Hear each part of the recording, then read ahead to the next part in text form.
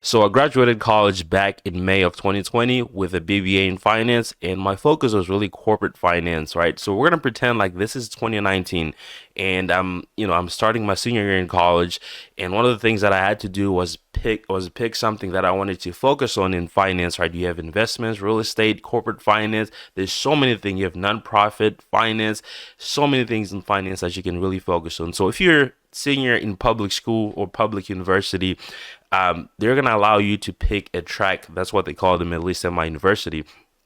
So they had. I was interested in investments, but I was also interested in risk management. So I decided to go with corporate finance simply because this allowed me to learn a little bit of everything, right? So if you think about corporate finance as a whole, you are going to learn risk management, right? Because you need to understand risk in order to understand corporate finance. You also need to understand different types of investments, right? How you invest the money that you have in like your retained earnings. How do you invest those, right? How do there's so many things that go into corporate finance. So I ended up picking that because I learned a little bit of everything. So that's what I graduated in corporate finance. And one of the things I was asking myself as I had picked my classes for both semesters was, what jobs was I going to be applying to, right? And that's what I want to cover in this video is going to be when do you need to start to applying for jobs, and how do you actually tailor your resume, as well as how do you follow up if someone doesn't get back to you. These are things that you need to do as soon as you start your senior year. That's one thing that I've always known. Someone told me this a long time ago when I was interning as a sophomore in college. Someone told me that if you want to get a job before you graduate college, you need to apply before you actually graduate, right? Because a lot of people wait until they graduate and then they start applying for jobs, and it's gonna be like a 6 month wait without even hearing anything back, or maybe it's like they go for a year without even hearing anything back. So you need to start as soon as you start your senior year in college. That's what I did, right? As soon as I hit my senior year in college, I decided that I wanted to focus on corporate finance, and I started applying for, corporate finance jobs, right? Like a financial analyst, right? Something like that. I was applying for financial planning and analysis analyst jobs. That's what I was focusing on. Anything that was related in finance, where you worked in a corporate environment, that's what I was applying for. So that's what I recommend. You need to apply for jobs as soon as you start your senior year. A lot of the really, really good jobs are going to be secured way before someone graduated, right? I secured my job. It was a couple months before I graduated. I graduated in 2020. That's when COVID was happening. So, the classes were online, so I was able to actually go to my job, during like almost half a semester, and also take my classes online at night, because there wasn't really a time frame to take, those classes, or to watch the videos and do homework. So my best advice to you is going to be apply as soon as you start your senior year, right? Because a lot of these companies that target college graduates, think about the companies that have they hire a group of college graduates as soon as they graduate. They are going to be looking at the first applications that they get, right? So if you apply after you graduate, best believe that there's thousands or hundreds of thousands of other people that are graduating that applied way before you, right? And they're going to hire them before you apply. So by the time you apply, all the positions are already filled, right? I've seen a lot of people try to apply to those types of jobs where they're saying, "Oh, I'm not hearing back from the recruiter." Or that's because they've already hired someone while that person was in school. So you need to submit those applications while you're in school, because that's really gonna help you be the first in line, and they like to make their decisions before everyone graduates, right? So you're gonna secure a job, and that's one of the things that I did really well when it came to that. Now, my next point is gonna be, you have to tailor your resume for the specific job that you're looking for. Now, I've seen a lot of people that apply to, let's say, 10 different jobs in a day, and they use the same resume, right?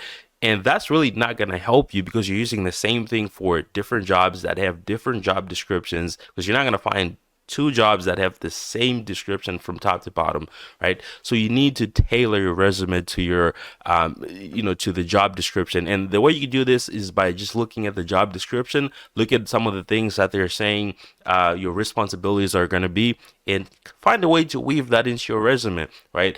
If it's just like some of their requirements, add that on your resume. Just make sure that you kind of like tailor your resume to what they are looking for, right? And that's gonna actually help you bypass some of the AI that's being used to scan resume, right? You know, the first look at the resume is done by a machine, so it kind of like looks for keywords that the company is looking for.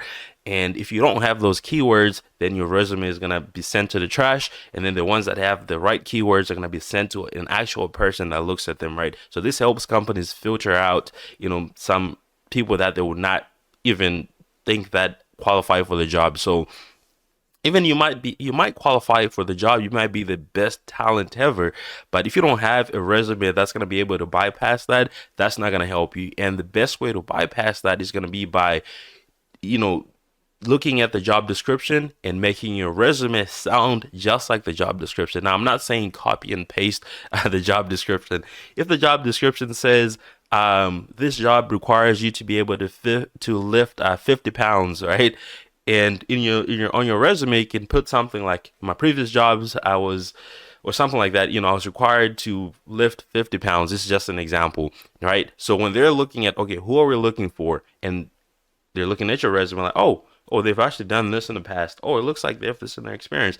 Now, that's how you're going to bypass that. So you have to tailor your resume to the job that you're applying for. Don't send the same resume to different types of jobs, because that's really not going to help you. All right, so let's say that you have tailored your job application to a job description and you applied really early. Now they want to set up an interview, right? This is usually going to be a call, or sometimes a Zoom call if they're using, if they want to do that. But most of the time it's going to be a phone call. Like, hey, do you want to talk for 15 minutes?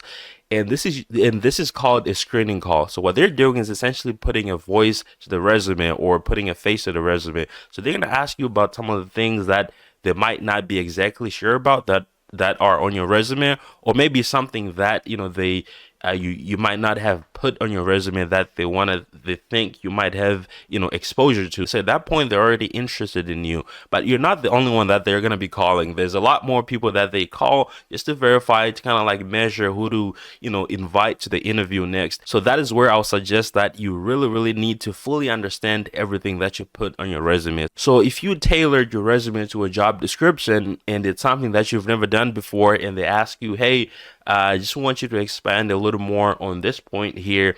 If you're like, they're gonna know that, okay, this person just copied the job description. Okay, so you have to also understand your resume, especially if you're going to tailor your resume to the job description. Make sure that you're putting things that you've actually done or things that you are going to be able to remember. You don't want to be the person that does not know what's on their resume. So that's my last part.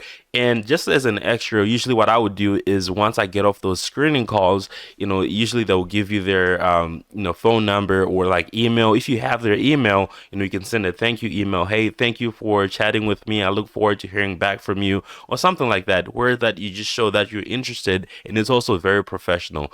So these are the things that I think people should be doing as soon as they hit their senior year in college, because like I said before, the best jobs are going to be secured before someone even graduates from college. And knowing that you have something secured is the best feeling. If you're going through your senior year, your grades don't really matter. Sometimes you do have some positions that are contingent that you pass with a certain GPA, but most of them don't really require that. If they don't, great, because you can now relax. You don't have to study too much. You just got to be able to graduate college. So that is pretty much it. I'll see you guys on the next one.